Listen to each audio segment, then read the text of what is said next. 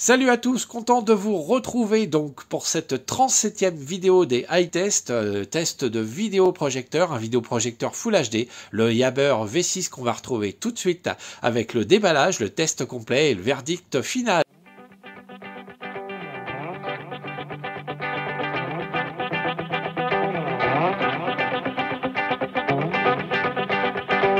J'espère que vous êtes content de retrouver vos vidéos préférées de tests de vidéoprojecteurs pour vous faire vous aider et vous évader dans ce monde, on va dire, très sombre en ce moment, en période de reconfinement pour plusieurs régions. Et ben voilà, aujourd'hui je poste cette vidéo de ce test complet de ce Yabber V6, un vidéoprojecteur Full HD qu'on va découvrir dans un très court instant avec le déballage. Et puis ben, je vous informe également que je vais poster une vidéo avec mes envies sur la chaîne et où vous pourrez y laisser vos commentaires, vous proposer vos envies à vous, me donner des conseils pour la poursuite de la chaîne, si vous voulez que je poursuive ou pas. Ça sera sur cette prochaine vidéo, vous pourrez le faire. Et puis dès maintenant, allez, pour m'encourager, vous vous abonnez à la chaîne, vous me lâchez des petits pouces bleus, vous me laissez des commentaires, vous m'envoyez un petit mail à scamitv@gmail.com si vous voulez m'encourager ou me poser des questions sur cette vidéo, sur ce vidéoprojecteur qu'on retrouve tout de suite en déballage. Je vous rappelle, c'est le Yabber V6 et c'est maintenant sur la ScamitV dans ce iTest numéro 37. On va commencer comme à notre accoutumé par la présentation et le déballage donc de ce vidéoprojecteur Yabber. C'est le modèle V6 qu'on retrouve aussi, c'est un vidéoprojecteur donc Full HD 1080p. Donc sur les deux façades de ce carton, on a exactement, comme vous pouvez le voir, la même chose. Sur une des tranches, on a les informations, donc V6, 1080p, vidéoprojecteur de couleur blanche, les dimensions, 390 par 160 par 290 mm, et le fait qu'il soit fabriqué en Chine. Sur l'autre côté, on a donc tout en haut, un petit code barre avec le modèle du produit et ici l'adresse où le produit a été manufacturé, donc en Chine. Et comme vous pouvez voir, toujours des informations de contact et les célèbres petits logos. Maintenant, on va regarder tout de suite ce qu'il y a dans ce carton. Donc dans le carton, on a la belle surprise de trouver ce petit sac à dos, vraiment sympa et puis de bonne qualité, qu'on va ouvrir tout de suite. Donc des petites fermetures éclairs au-dessus, voilà. Hop. Et donc à l'intérieur, on découvre. Alors là, je l'ai déjà déballé. Hein. Le vidéoprojecteur, normalement, comme vous pouvez le voir ici, là, il est emballé dans un petit plastique qui est juste en dessous. Et puis là, on a tous les accessoires que je vais vous montrer. Là, je vais décaler un tout petit peu et je vais vous les sortir. Voilà, tous les accessoires que je vais sortir dans un instant sur ma table. Et puis ainsi que le vidéoprojecteur pour vous faire voir ce que contient donc ce petit sac à dos vraiment sympathique. Donc dans ce sac d'accessoires que je vais ouvrir tout de suite, on va découvrir de nombreuses choses. Alors on va commencer par le petit cache qui est sur le vidéoprojecteur, c'est la protection de la lentille que vous découvrirez lorsque vous l'achèterez directement posée sur le vidéoprojecteur pour éviter donc que les poussières se déposent sur la lentille quand vous ne l'utilisez pas. On a bien sûr aussi la petite notice donc de ce Yabber V6. Une notice qui aura donc la possibilité de pouvoir avoir, bien sûr, la langue française. Donc, vous pouvez voir là, voilà, projecteur, là, les distances de protection. Donc, une notice quand même assez bien détaillée et surtout avec le français et différentes autres langues.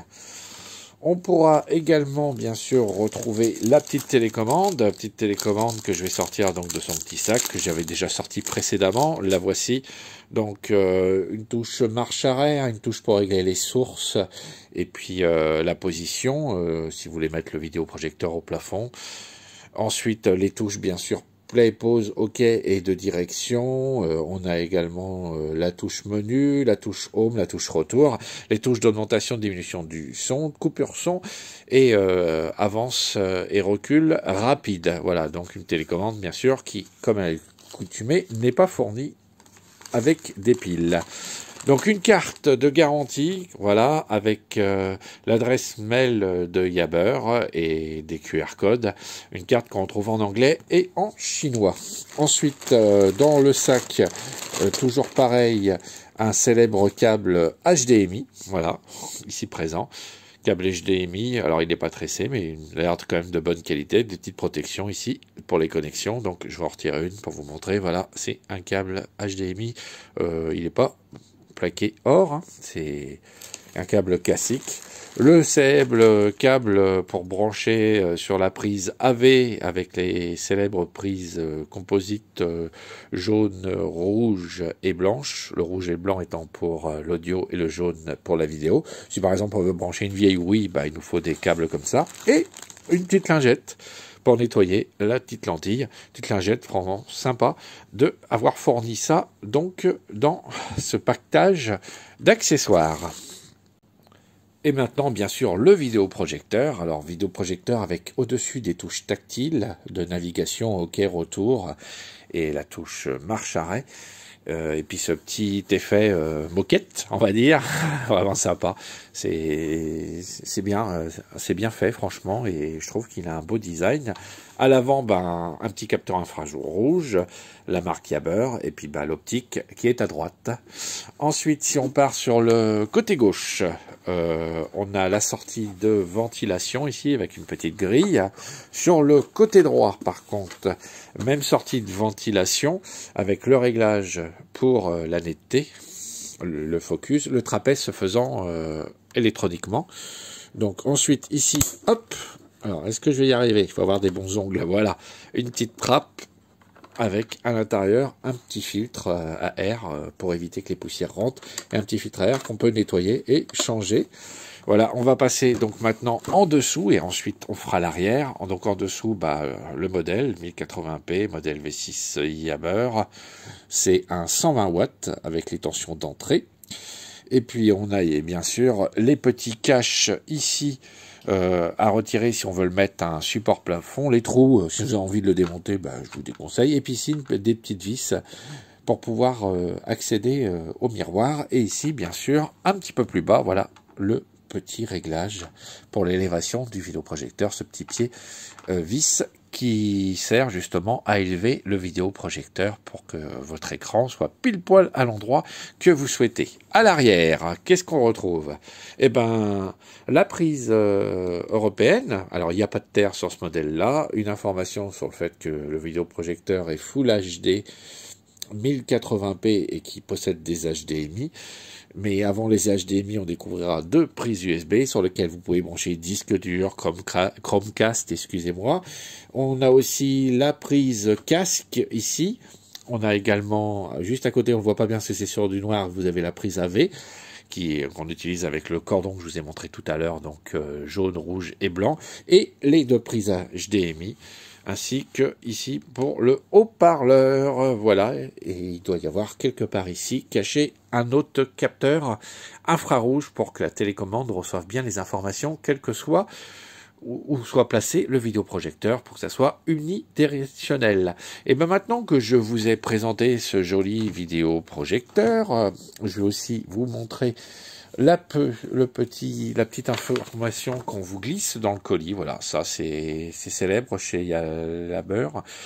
Voilà, c'est des petits cadeaux qu'on peut réclamer directement au support. Alors là, on a différents choix. On peut demander un Amazon Fire Stick, on peut demander un petit haut-parleur Bluetooth, car ce vidéoprojecteur est Bluetooth. Vous pouvez donc le connecter à l'haut-parleur Bluetooth.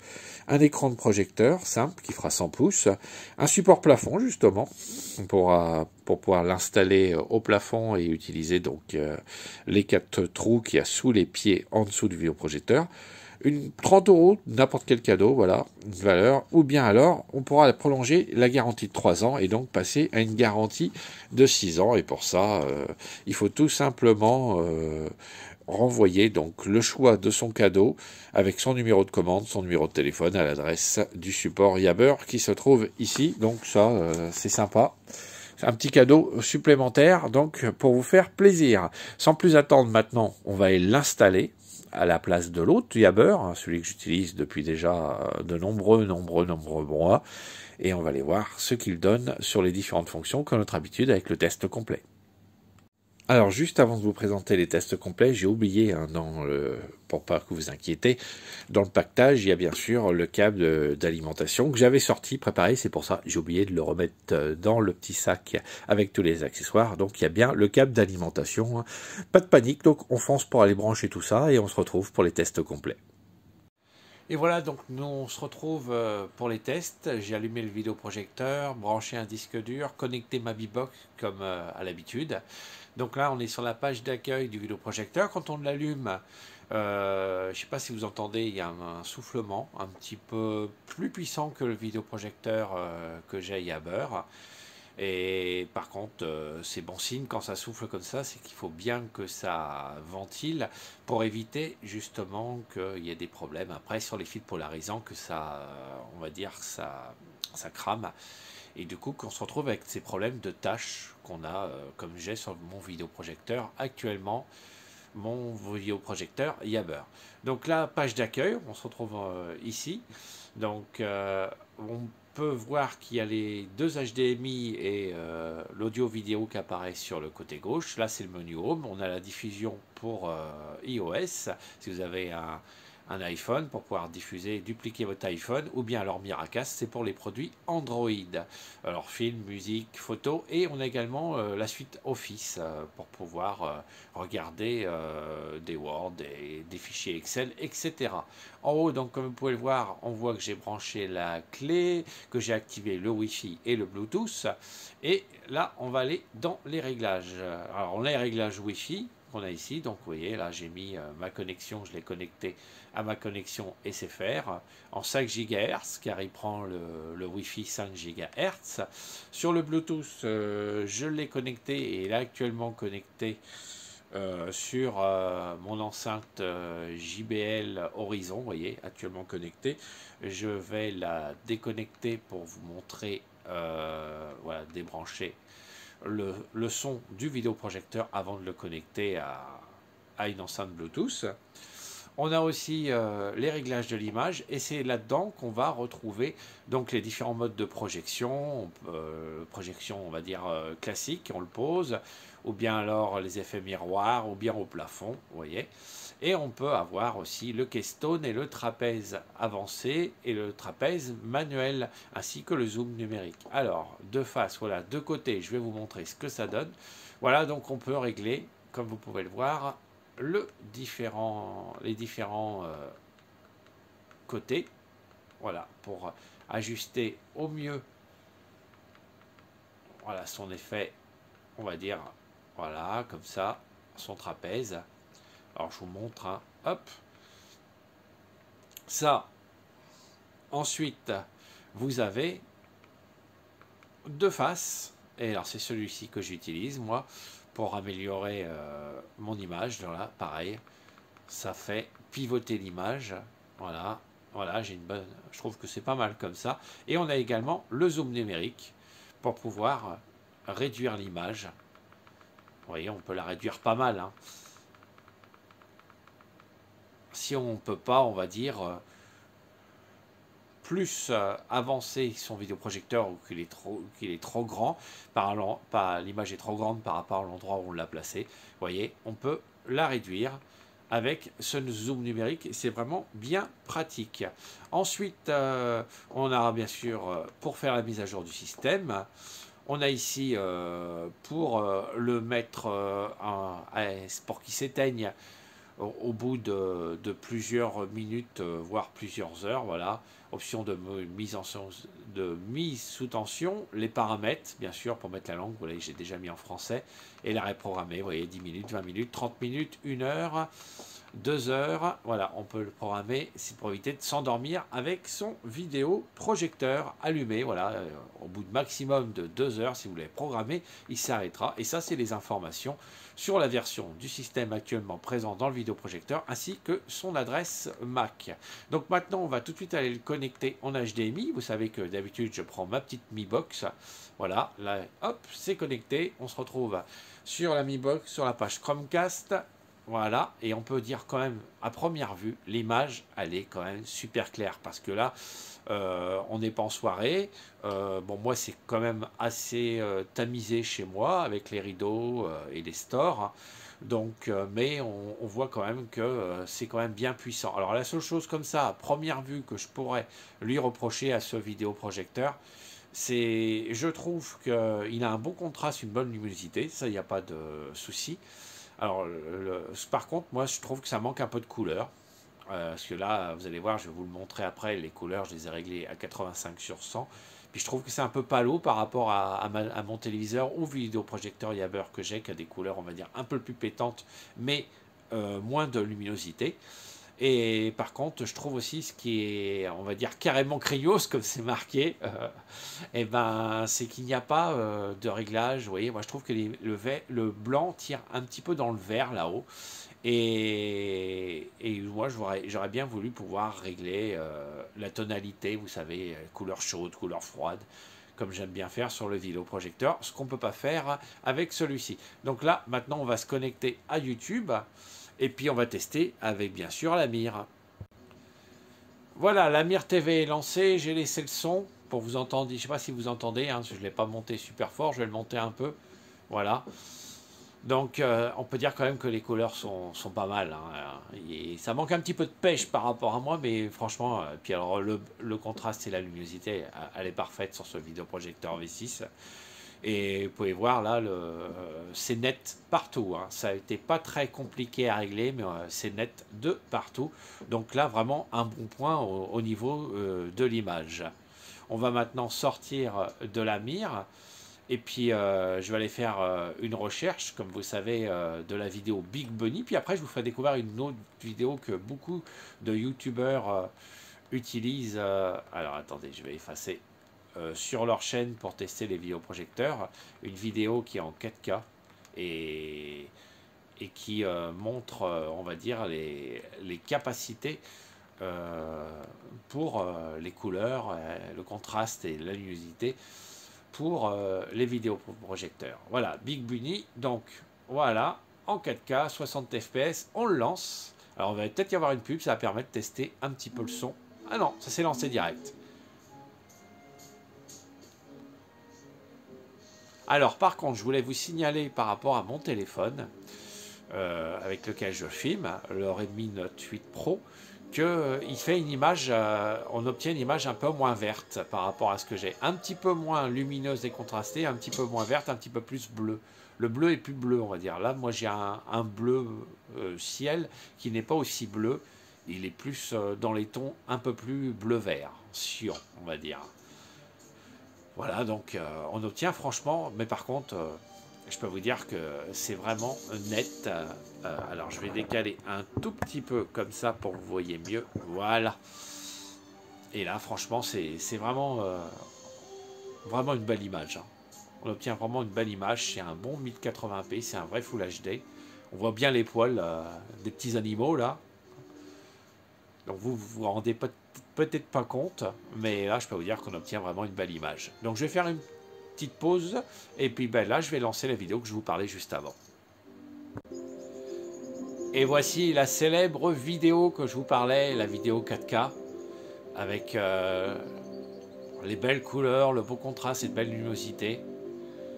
Et en même temps ça permet de tester la fluidité du vidéoprojecteur. Alors je vous précise, hein, il n'est pas Android TV, le vidéoprojecteur, il n'a pas d'Android, malgré qu'il a Wi-Fi. Ça passe par ma Mi Box. Et vous voyez, franchement, on obtient une très belle image.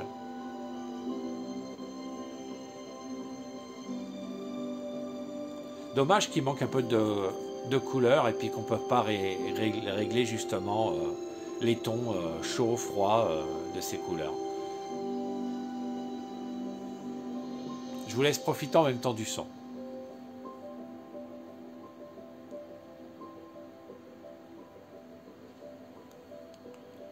Alors, puisqu'on parle du son, on va reprendre, on va faire une petite pause, on va faire la même vidéo, mais maintenant on va le connecter à mon enceinte JBL pour voir si la fonction Bluetooth fonctionne bien.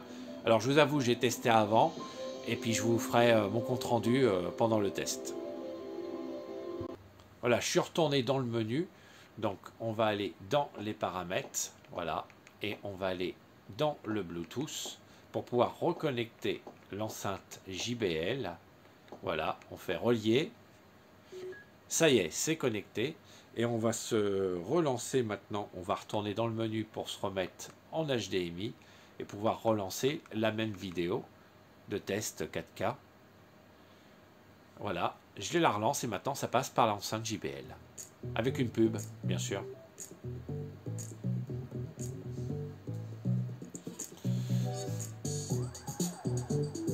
Alors c'est sûr que là on aura plus de basses. Alors je voulais vous dire quelque chose, c'est que je ne peux pas vous le montrer à cause des problèmes de droit bien sûr, mais si vous lancez par exemple un clip ou une émission ou un film, il y a malgré ça un petit décalage. Vous le verrez sur les clips, il y a un décalage de son, un petit retard, une petite latence. Et que je n'ai pas si par exemple je connecte ma Mi Box directement à l'enceinte JBL. Donc ça sera peut-être la solution pour vous si vous voulez le connecter en Bluetooth et que vous avez une Mi Box comme moi ou bien alors d'autres box Android qu'on peut connecter en Bluetooth, c'est de connecter directement son boîtier Android à l'enceinte. Mais là franchement le son est bon, hein. Et il n'y a pas de crashouillis, il n'y a pas de déconnexion. Et puis l'image elle est vraiment excellente, hein. Donc maintenant, on va sortir de YouTube. Voilà. On va même retourner dans le menu du vidéoprojecteur, puisqu'on va aller dans Film maintenant et on va aller tester. Voilà. J'ai branché mon disque dur, on va aller tester quelques petits fichiers. Alors, qu'est-ce qu'on va prendre pour vous? Alors là, j'ai fait beaucoup de collections. Hop. Allez. Hop. Alors, il doit y avoir un petit dossier qui s'appelle... Hop. Voilà, on est toujours dans les collections. Voilà. Voilà, un dossier Blu-ray. Et là, on va essayer de lancer un fichier pour voir si le son et l'image passent. Alors là, on a le petit lecteur en bas. Voilà, ça a l'air d'être bon. C'est un fichier X265 codifié en 10 bits et AC3 et ça a l'air de bien fonctionner. Donc ça, c'est une super bonne nouvelle. Alors je vais sortir, vous savez toujours, c'est pareil, à cause des questions de droit, et tester un autre fichier. Allez, qu'est-ce qu'on va pouvoir prendre?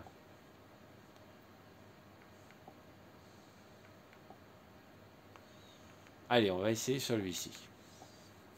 Le DaVinci Code. Alors, c'est un X264 à 1080. Voilà. Alors, c'est la version longue, comme vous pouvez le voir, du DaVinci Code, puisqu'il dure quand même 2h54 minutes et 37 secondes. Alors, j'entends un petit peu le son. Alors, je vais essayer d'accélérer un petit peu, juste pour vous montrer un passage où il y a du son, que ça parle. Voilà. Voilà.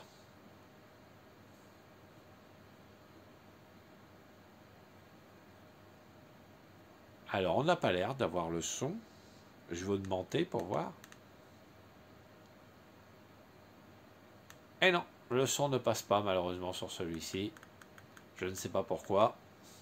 Allez, on va essayer quand même un autre fichier, hein, pour pas... Celui-là, tout à l'heure, j'étais content.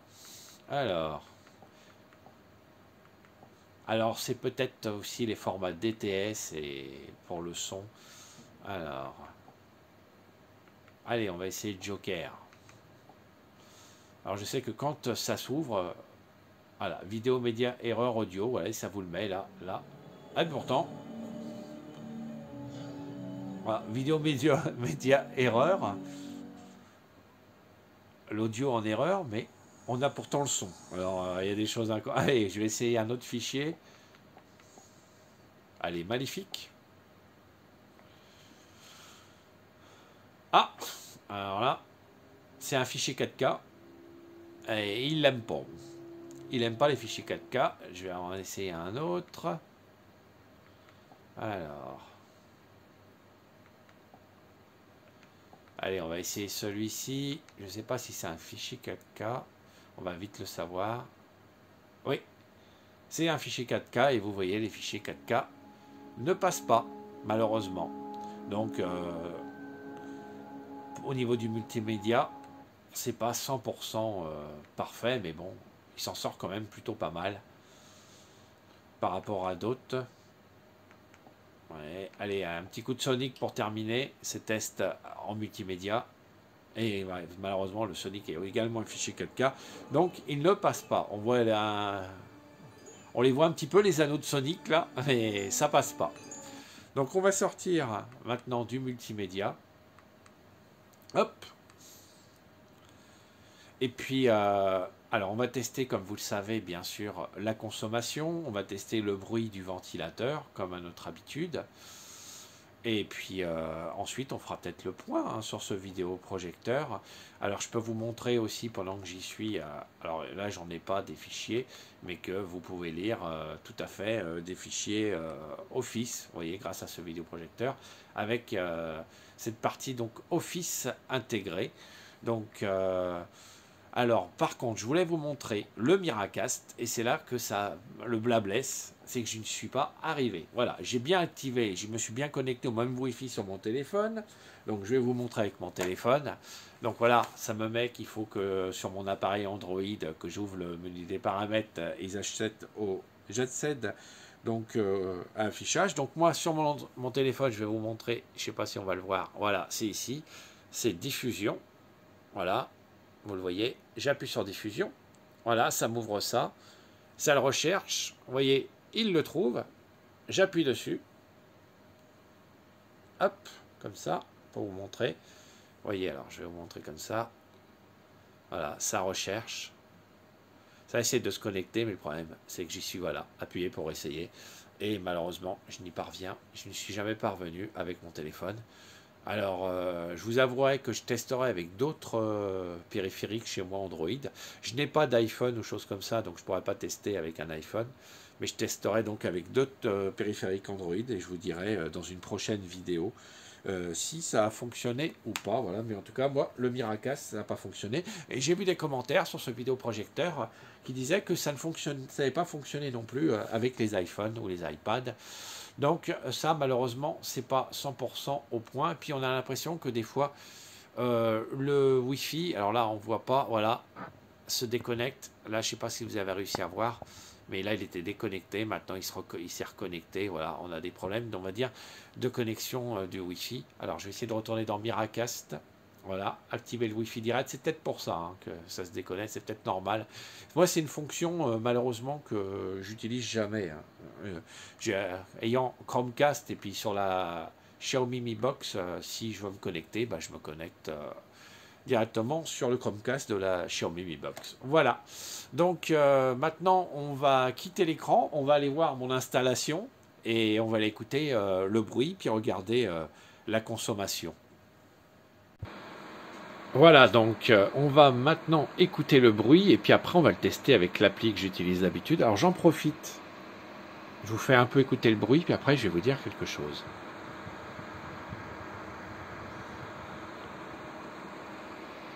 Ça s'ouvre quand même pas mal. Et au-dessus là, c'est ce que je voulais vous montrer. Je sais pas si je vais arriver, voilà, j'arrive à vous faire voir. Il y a un petit voyant bleu sympa et qui passe rouge quand on éteint le vidéoprojecteur. C'est la LED de présence de tension. Voilà, là on voit un peu le vidéoprojecteur en action. Puis là, c'est mon installation avec le disque dur qui a servi donc pour faire les tests. Maintenant, je vais vous montrer combien on obtient avec l'appli pour mesurer le nombre de décibels que fait la ventilation. Voilà, l'appli en question, c'est l'appli Decibel X que je vais lancer tout de suite. Voilà, je suis juste à côté de l'appli et du vidéoprojecteur. Bon là, c'est sûr, ça augmente puisque je parle, mais je vais vous le remontrer. Ça tournait aux alentours des 55 dB, juste à côté du vidéoprojecteur. Allez, je m'en éloigne un petit peu maintenant. Voilà. Et puis je vais me mettre à environ 2 mètres, 1,50 m, 2 mètres.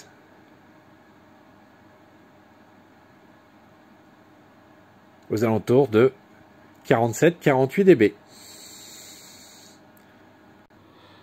Et voici la consommation du vidéoprojecteur.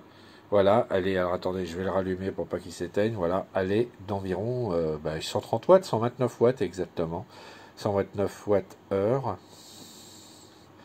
Voilà, donc c'est la consommation. Donc ça reste raisonnable. C'est pas dans les vidéoprojecteurs, on va dire, les moins énergivores, comme les DLP, qu'on verra prochainement une vidéo sur les DLP, mais ça s'en sort plutôt pas mal. Bon, maintenant on va faire le point avec attirer les différentes notes de sur ce vidéoprojecteur. Donc Yabber V6 Full HD.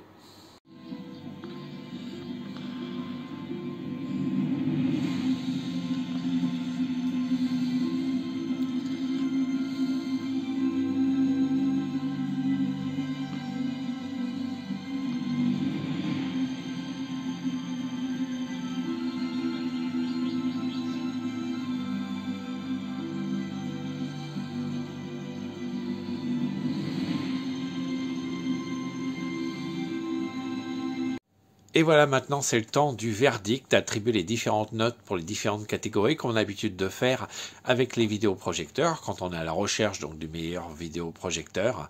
Et puis de vous annoncer bien sûr la note globale qui a été attribuée à ce Yabber, donc V6, ce vidéoprojecteur 1080p Full HD, avec quand même de très bonnes fonctions, avec le Wi-Fi, alors le Miracast ça n'a pas marché, et bien sûr la possibilité de le connecter donc en Bluetooth à une enceinte ou un système audio externe.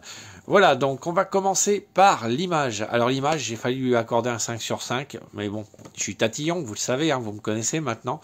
Et puis moi, je trouve que ça manque de réglage au niveau de l'image. Ça manque de couleurs. Les couleurs sont pas bien pétantes, comme j'ai sur mon autre Yabber, qui est beaucoup plus ancien, qui a ce problème de tâche, hein, qui m'embête, parce que c'est franchement, je trouve, un excellent produit. Je crois que ça reste le produit qui est le mieux noté sur ma chaîne. Puis je trouve aussi que le fait qu'on puisse pas régler les tonalités, le fait que chaud, froid, voilà, ça manque cruellement de réglage par rapport aux autres vidéoprojecteurs. Mais alors franchement l'image, le contraste et la luminosité est parfaite. Alors quand on pousse un petit peu le contraste, ça a tendance à être un petit peu plus flou, vous voyez, de baver un peu. Mais bon, ça le fait sur certains autres vidéoprojecteurs, malheureusement aussi. Mais bon, allez, l'image, ça le mérite, un 4 sur 5 pour l'image. Ça mérite largement le 4 sur 5. J'aurais même accordé un 4,5 sur 5, mais allez, je reste sur mon 4 sur 5. Je garde le 5 sur 5 pour les autres vidéoprojecteur où j'aurai l'effet vraiment au waouh sur l'image et que je pourrais faire les différents réglages et l'adapter l'image on va dire à mes goûts, à ce que je souhaite. Voilà, donc 4 sur 5 pour l'image. Ensuite, pour l'audio, alors l'audio, le son c'est sur 3 et puis bah, je vais accorder un 3 sur 3 parce que franchement, même si on ne le connecte pas à une enceinte Bluetooth, il y a quand même un bon petit son. Alors il n'y a pas également toutes les fonctionnalités qu'il y a sur d'autres vidéoprojecteurs, les effets on va dire gadgets mais surround qui sont sympas. On peut bien régler le grave, l'aigu, les balances, il y a un petit égaliseur aussi. Donc bon allez, ça mérite le 3 sur 3. Je lui ai accordé un 3 sur 3, je change pas d'avis. 3 sur 3 pour l'audio, pour ce vidéoprojecteur. Un petit point noir par contre, cette petite latence audio qu'on a lorsqu'on connecte à un appareil Bluetooth, un haut-parleur Bluetooth externe. Et une petite latence qu'on retrouvera aussi. Alors je vous ai pas montré parce que j'avais peur que la vidéo dure vraiment trop longtemps. Mais une petite latence qui a également aussi lorsqu'on joue à la console. J'ai joué un petit peu à la Switch dessus et il y a une toute petite latence. Mais bon, moi qui supporte pourtant pas un grand joueur, je l'ai remarqué. Donc oubliez les jeux de combat, de stratégie, les Fortnite et compagnie là-dessus, et puis encore moins la PS5 ou la nouvelle Xbox, hein, parce que là, il y a beaucoup trop de latence, mais bon, franchement, ça fait son job. Voilà, latence 1 sur l'audio, donc, mais quand même un 3 sur 3 pour l'audio. Allez, alors maintenant, on va parler du multimédia. Le multimédia, franchement, je trouve qu'il s'en sort plutôt pas mal. C'est pas 100% parfait, puisque, comme vous avez pu le voir, les fichiers 4K, bah, ils passent pas. Je suppose que le DTS, l'audio DTS ne passe pas comme sur les vidéoprojecteurs. On a vu que la C3 passait, par contre, ça c'est un bon point. Alors des fois, ils indiquent, comme vous avez pu le voir, qu'il y a une erreur sur le codec audio, et pourtant l'audio passe. Donc quand même, allez, ça mérite un bon 2 sur 3. Donc au niveau de ce multimédia. Les connexions, alors les connexions, là, ça mérite la note maximum, 3 sur 3, parce qu'on a tout. On a que ça soit les deux prises USB, les deux prises HDMI, le fait qu'on peut le connecter en Wi-Fi, le fait qu'on peut le connecter en Bluetooth à un pad externe. Bon, c'est vrai que le Miracast n'a pas fonctionné avec moi. Je vais retester dans une prochaine, je vous donnerai des infos dans une prochaine vidéo. Je vais le tester avec ma tablette, avec un autre téléphone, pour voir si ça fonctionne. Et puis, bah, j'ai vu des commentaires comme quoi ça fonctionnait pas ou que ça ramait à mort sur iPhone ou iPad, côté donc de nos amis d'iOS. Et là, donc, ça, c'est le seul point noir pour ce vidéoprojecteur, hein, parce qu'on a quand même aussi la possibilité de mettre sa vieille Wii avec l'adaptateur comme d'habitude. La télécommande répond bien, donc, de ce côté-là. Donc, ça mérite quand même la note maximum. Donc, pour les connexions de 3 sur 3, je regarde sur mon petit papier, c'est pour ça que je baisse les yeux, les amis. Au niveau de la consommation, là par contre, allez, je vais être réglo par rapport aux autres tests que j'ai fait sur les vidéoprojecteurs. Quand ça dépassait un certain nombre de watts, je mettais 15 sur 3. Ça va être le cas, hein, c'est 129 watts. 129 watts, c'est beaucoup moins quand même. C'est 2 fois moins que mon vidéoprojecteur à lampe, mais c'est quand même 2 fois et demi plus que mon DLP. Donc non, allez, 1 sur 3 pour la consommation, c'est énergivore. Et puis bah à l'époque où on vit, maintenant on consomme énormément d'électricité. Le fait de pouvoir en consommer un minimum, ben, c'est le but recherché. Donc partir sur des modèles, on va dire peut-être DLP, qui sont plus chers, mais qui consomment moins pour les gens qui veulent faire attention à la consommation sur ces produits, surtout s'ils veulent l'utiliser pour remplacer un téléviseur et qui va marcher pendant 3, 4, 5 heures par jour, voire plus. Donc là, 129 watts, c'est un peu trop. Donc 1 sur 3 pour la consommation. Alors, le rapport qualité-prix, moi, au moment qu'il me l'a envoyé, il était en vente flash. Donc on le touchait à 200 €, 199 € à peu près, mais son prix normal est de 289. Alors il y a souvent soit des ventes flash, soit des coupons à appliquer.